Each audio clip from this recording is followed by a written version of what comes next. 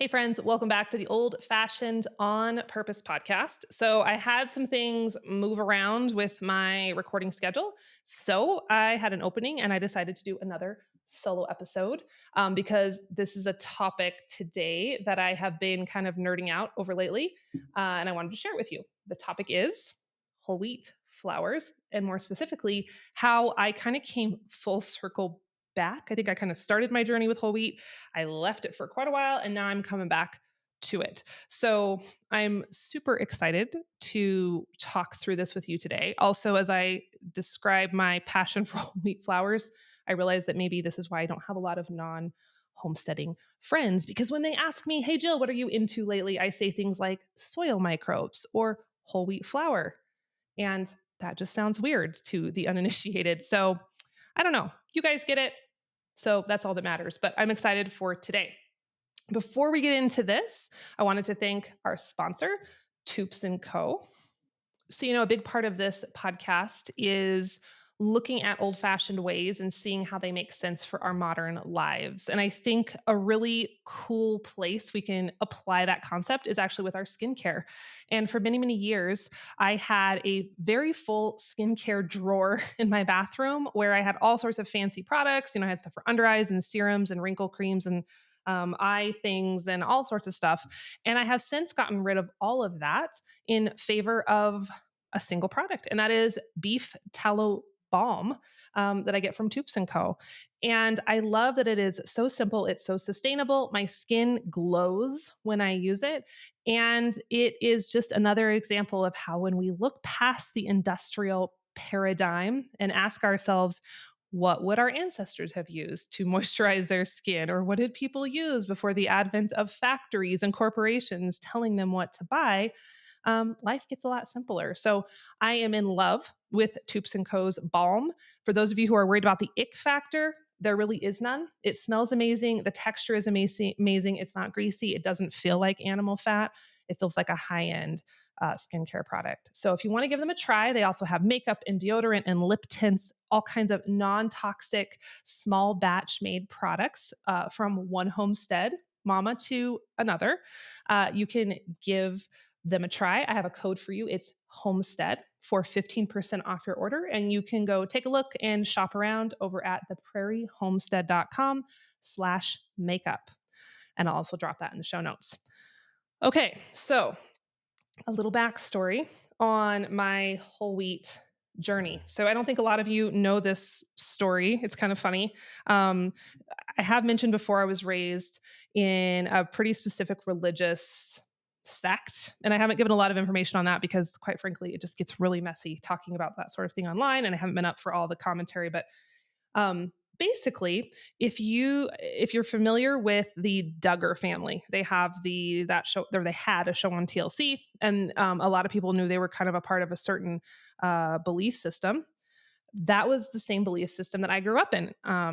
It's called the ATI or IP. What's the Institute of Basic Life Principles? IBLP. I have a hard time remembering the acronyms, but it was this system created by a man named Bill Gothard. If you want to do a very deep rabbit hole internet dive, go Google that.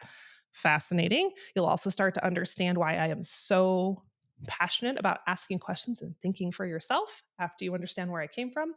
But anyway, long story short, Bill Gothard and his curriculum played a very big part of the 1990s homeschool movement. So the 1990s homeschool movement is a very specific time in history. Also, maybe Google that for some examples of what that was like. Denim jumpers were a thing. There was a lot of culture wars going on. And another big part, at least for our group of people, was whole wheat bread.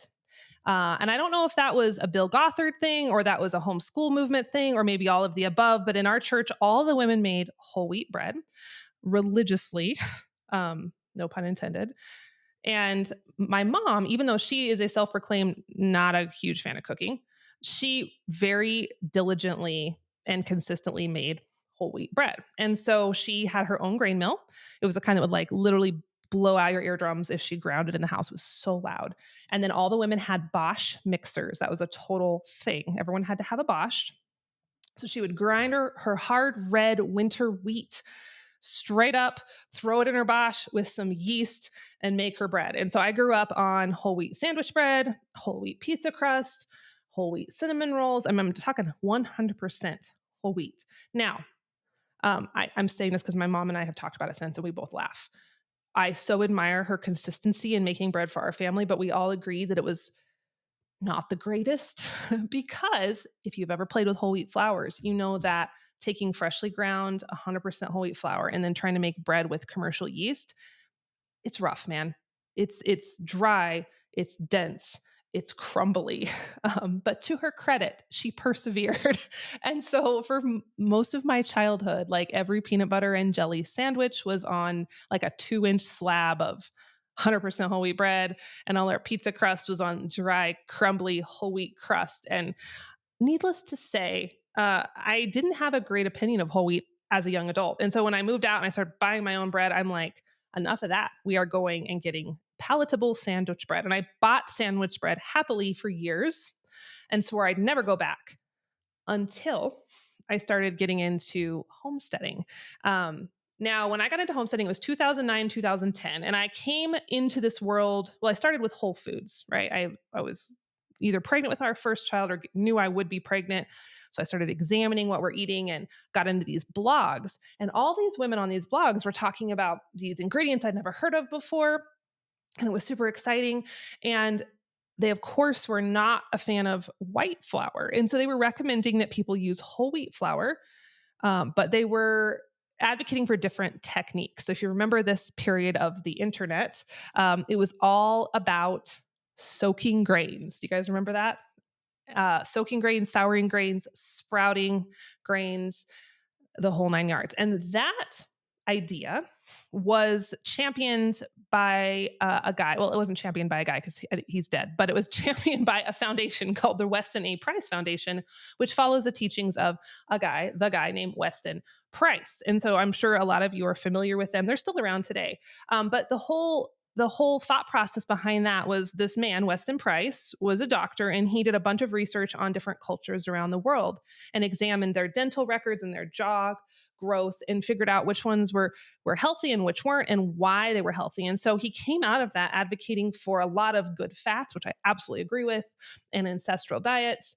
And a big part of his mindset was that the way we eat grains as a modern culture is damaging to our health because whole grains contain anti-nutrients, because the very nature of a grain is that it's a seed, and the purpose of a seed is that it needs to survive to get back into the ground and grow again. And so it has to either pass through an animal's digestive tract or handle the harshness of climates in order to survive that process. And so plants have these anti-nutrients. I think there's other names for them. I'm giving you the not super scientific rundown of this. There's a lot of information online if you want to do more research.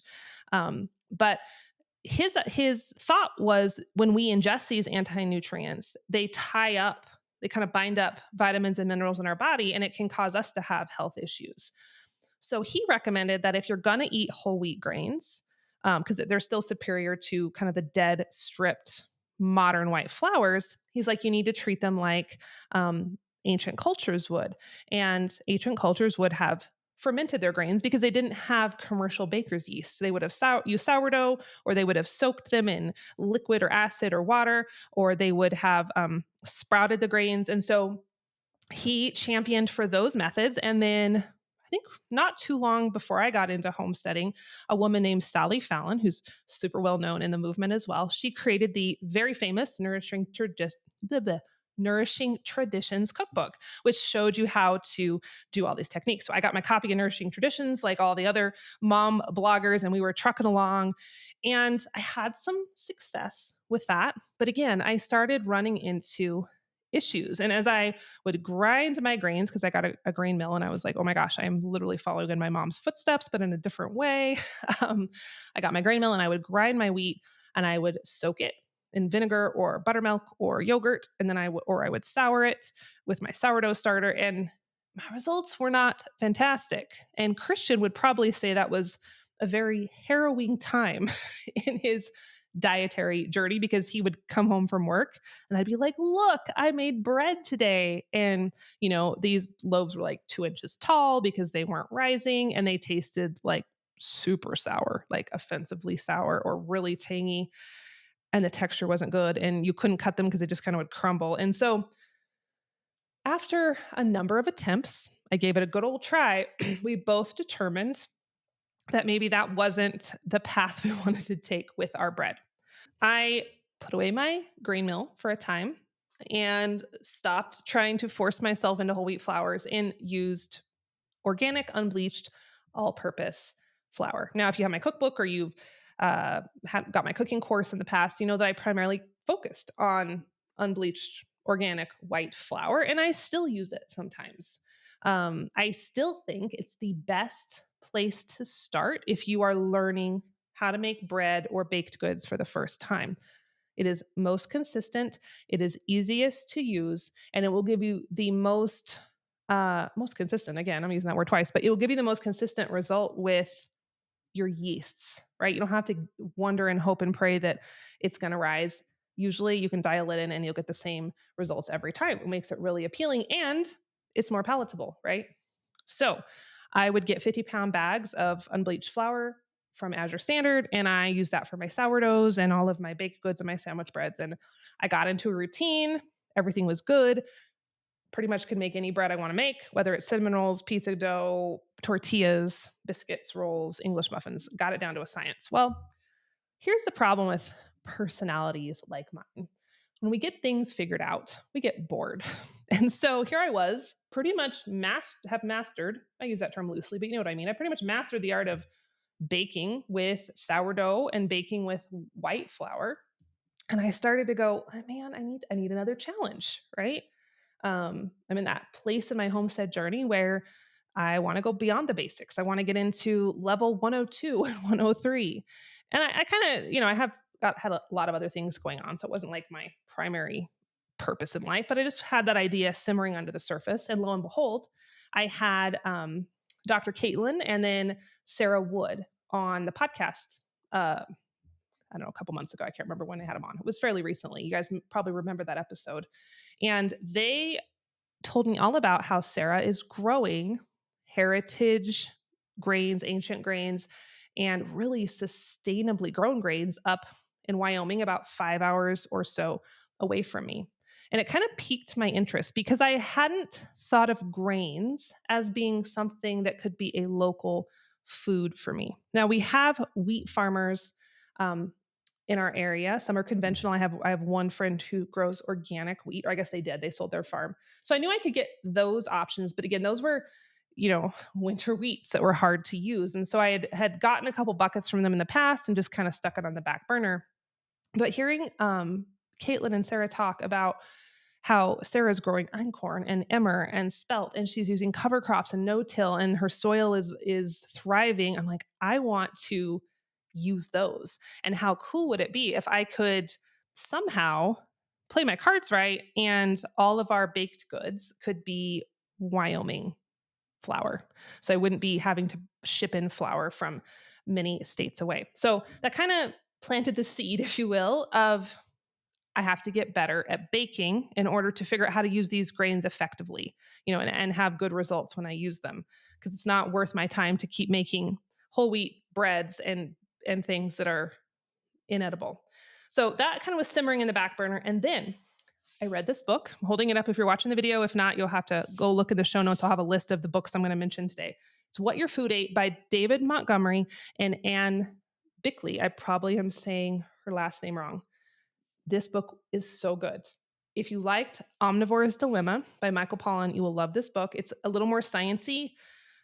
And the funny thing about it is I had an understanding of the topics they cover, basically why it's important to grow food in good soil, why conventional farming methods are damaging, why glyphosate is not good for the earth or worms, or soil or nutrients in plants. I was aware of all those things and I understood those things, but they dug into it in a way that I hadn't heard before, at least not in that depth. And it kind of reignited my excitement for those ideas. And it really cemented this idea that I want to be ensuring that I'm using good methods on my homestead as I grow food, but also that I'm supporting others who are using methods that are helping the soil instead of hurting the soil. And also, when we look at applying glyphosate and putting all these chemicals and continuing to till, we're really depleting the nutrients. And I'd heard people say that, but I'm like, okay, but how do we know? Well, in this book, they tell you how you know. And they have the science behind why those nutrients are less in our produce now than they were 100 years ago, right? And so it really laid it out. And so it got me excited all over again. And I knew that this winter would be my winter of the whole flowers, right? We're going whole grain all the way. So I had to find some different resources, and I have a stack here for you today. So I brought out my grain mill, stuck it on my counter once again. I have buckets of hard red and hard white wheat in my basement, and I decided I was going to give this another try. Now, if you recall, this was a while ago, so you might not recall, I had Lynn Newman, I'm holding up her book, Sourdough by Science right now. She was on my podcast a year or two ago. And I loved her interview because she gets into the science of sourdough, hence the name of her book, and explains a lot of the inner workings that you might not understand at first. And so, one thing I learned from Karyn is that the reason whole wheat flours don't rise as well as white flour breads is because the bran that's present in whole wheat it tends to like kind of cut the gluten, right? Gluten is what comes together to give our breads its spring and its rise. And when we have the bran present, it damages it. So it doesn't rise as happily. So that made sense to me, right? And so I knew there were some techniques. There had to be techniques to work around that, but I wasn't sure how. So enter my next resource. You guys, I have books all over my house right now. It's insane. My assistant, Michelle, you've met her before on the podcast, sent me this book recommendation, Flower Lab by Adam Leonti. I'm hoping I can get him on the podcast, so stay tuned. And she's like, this is amazing. You've got to get it. And he gets into the science and the techniques of baking with freshly milled grains. And as soon as I got this, I was so excited.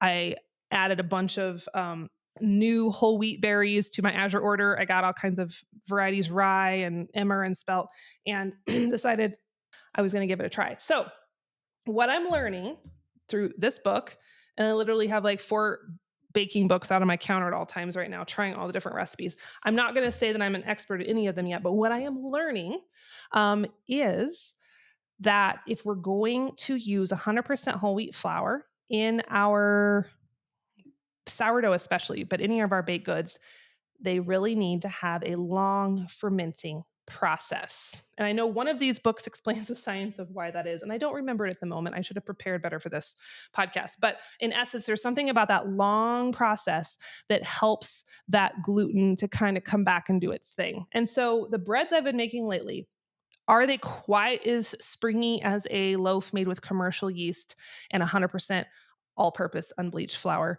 No, but they are rising well.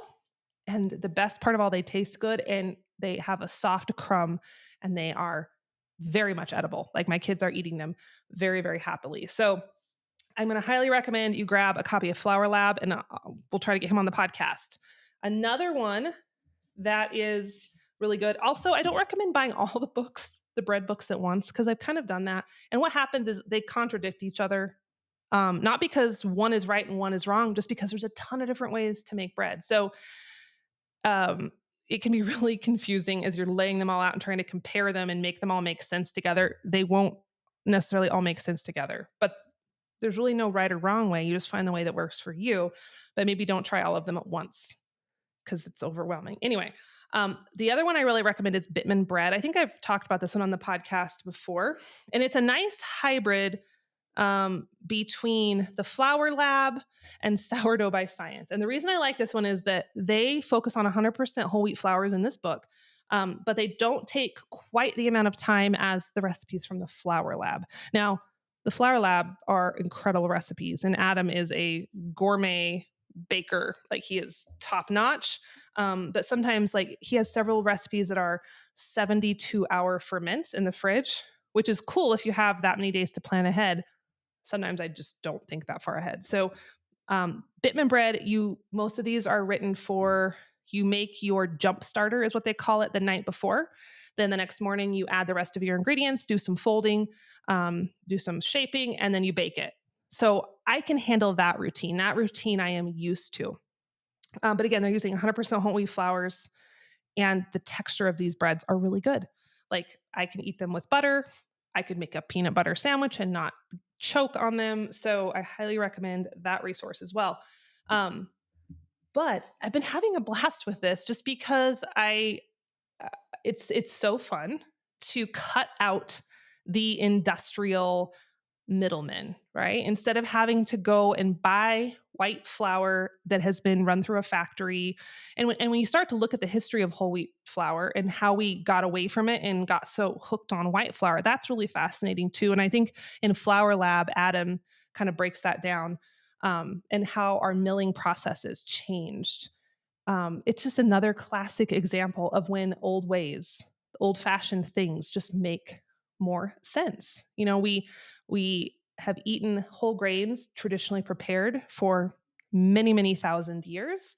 Then we decided that if you're upper crust, if you're aristocracy, then you should eat white flour. And so they started sifting flours to get rid of the bran to make the lighter, fluffier flours. And that used to be something that was only for wealthy people because it was such a labor intensive process. But then at the advent of the factory system and having different grain mills become available, then they realized that they could make the white flour attainable for everyone. But of course, as they started to feed the white flour to the masses, because they stripped out all of those pieces, the bran and the germ, they realized that people were getting sick because the white flour was devoid of nutrients. And so that's why you see the flour at the store is enriched white flour, because the government mandates that they put synthetic versions of those nutrients back in to make up for what they took out.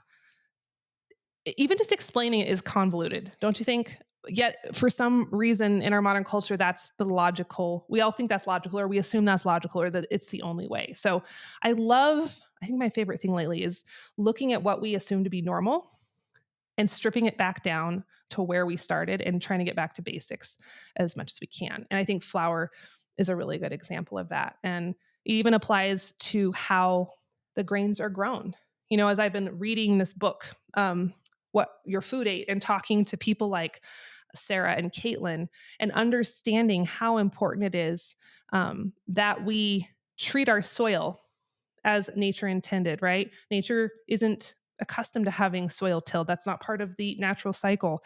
It doesn't like to be bare.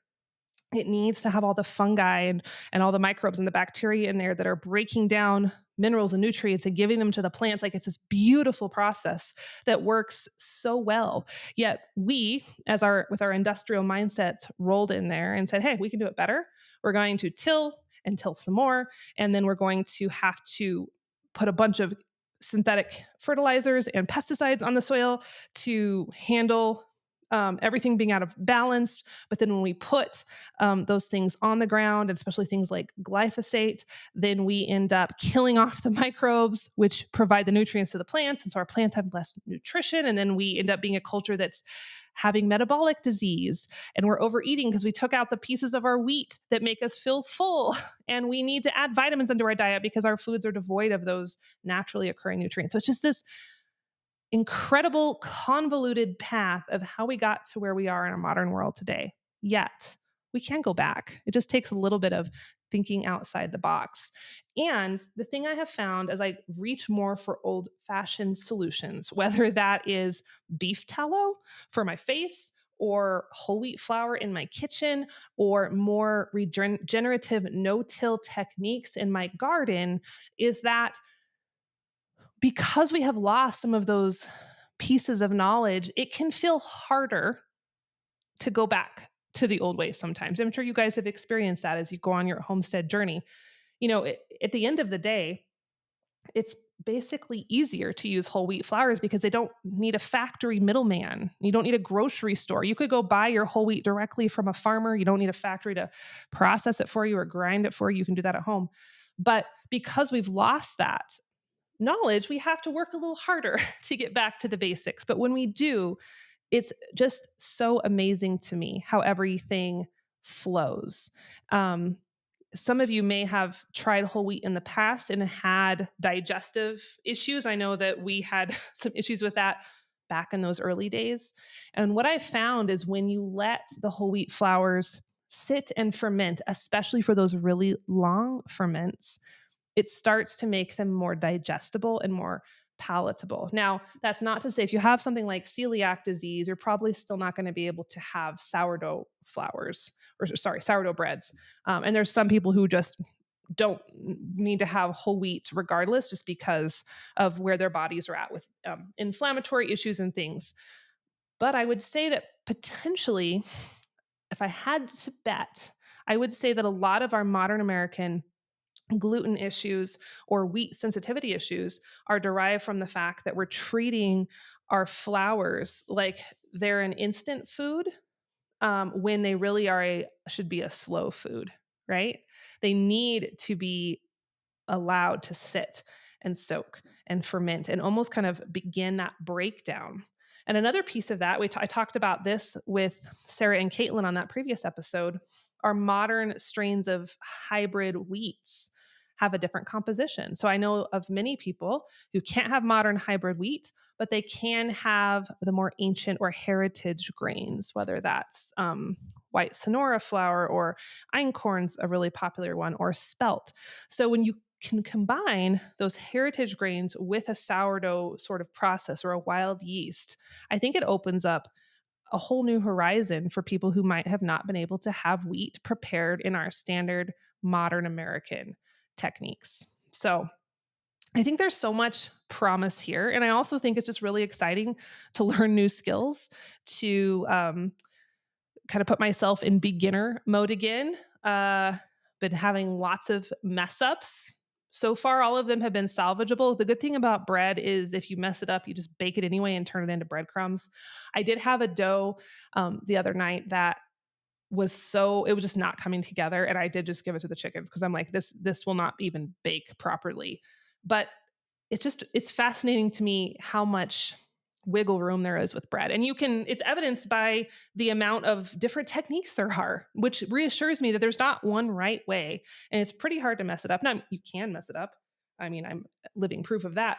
But what's the saying? There's more than one way to skin a cat. There's more than one way to bake a loaf of whole wheat bread. So I just wanted to encourage you, if you need a challenge this winter, or you just want to add some better bread into your family's diet and kind of re-examine that part of your kitchen, give it a try. Get some of these books. I'll reiterate the list here one more time before we hop off. Oh, the other cool thing I've noticed about bread is when it's made with whole wheat, I tend to eat less because it's that whole food and because it has all like the bran and everything in it. It's more filling.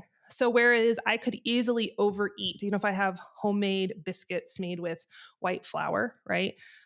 It's those super simple carbs, and I just can eat them and eat them and eat them, and it's really hard for my body to know when to stop.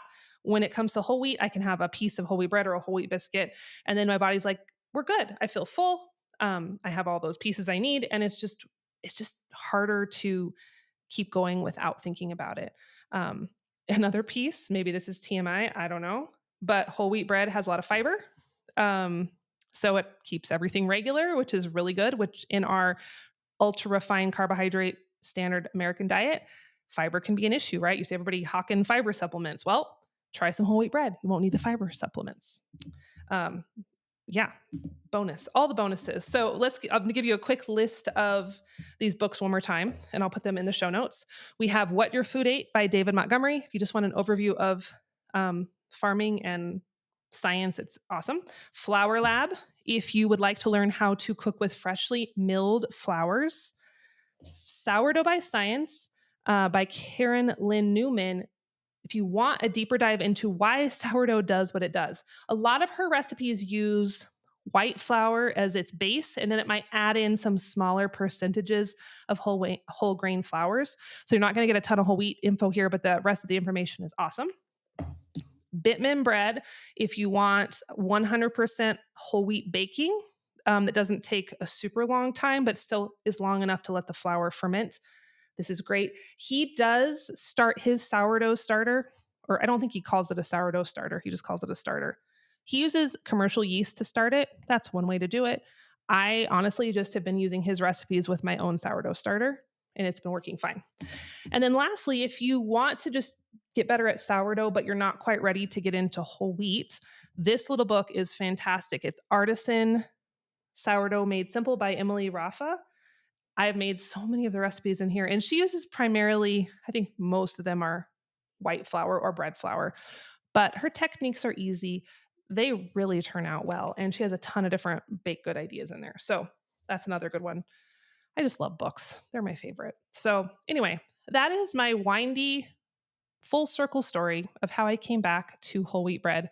I'll keep you posted with how it continues to go. And I hope to get some more bread and wheat and flour guests on the podcast in the upcoming months.